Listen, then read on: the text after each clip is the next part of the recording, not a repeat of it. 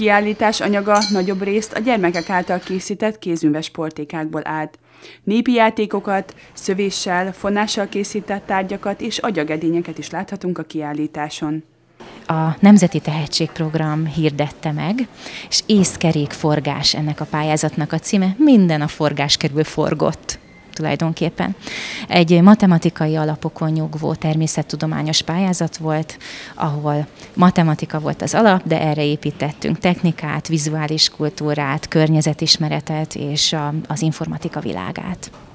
Amit az én munkáim közül kiállítottak, az van egy szövés, egy agyagedény és egy nap, amit újságpapírból készítettünk. És nagyon tetszett, hogy mi agyunkba pattant ki az az ötlet, hogy egyáltalán mi az agyagedénynél, hogy mind csináljuk az oldalát, meg minden, és hogy a mi kezünk munkája, és ez nagyon jó, hogy a többiek is láthatják.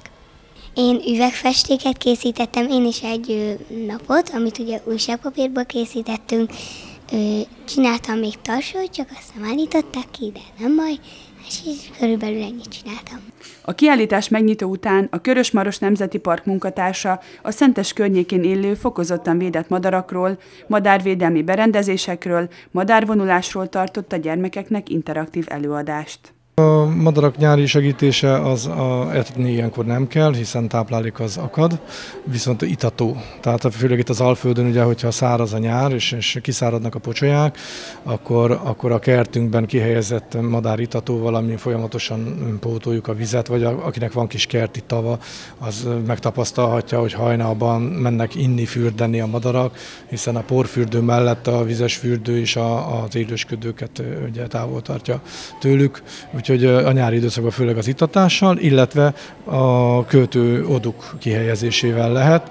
Ezzel hasznos társakat kapunk a kertészeti munkában, hiszen ugye, ha megtelepednek a rozsdafarkúak vagy a cinkék, azok nagyon sok rovart elkapnak, meg hernyót összeszednek ott a kertben, úgyhogy ezzel tudjuk segíteni. És akinek meg mondjuk olyan szerencséje, hogy fecske fészkel az eresze alá, az azzal segíthet, hogy nem veri le mondjuk ezt a fészket, mert sajnos ma már erre is akad példa, hogy a fészkeket leverik az emberek.